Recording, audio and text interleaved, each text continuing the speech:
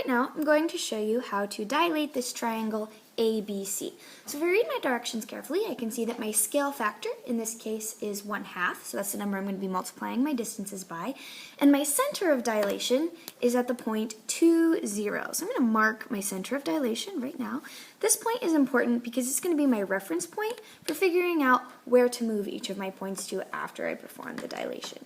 So the first thing I'm going to do is I'm going to count the distance from my center of dilation to the point B, and I'm going to count it the same way I would count slope. So I'm going to go up and over, and then I'm going to multiply each of those distances by 1/2 to figure out where B prime should be. So right now B is up 4 and over 1 from my reference point, my center of dilation. So I'm going to multiply that 4 by 1/2 to get 2, so I'm only going to go up 2.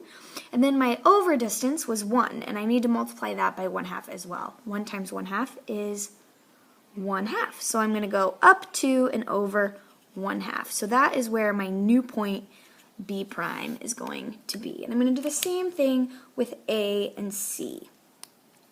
So A is currently over 1 from my center of dilation, so it's only going to go over 1/2. Okay?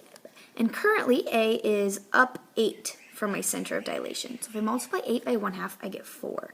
So my A prime is going to be right here. So it's going to be up 4 and over 1/2 from my center of dilation. And I can do the same exact thing with C. So currently C is over 7, so I need to go over half of that, so 3.5, and then I need to go up by 2 because 2 is half of 4. So I'm literally taking each of these distances and cutting them in half. Now I can connect my new points to create my image. So remember, my image is the shape after my dilation. The pre-image is the shape before. And I've successfully dilated this triangle by 1/2 using the point 2, 0 as my center.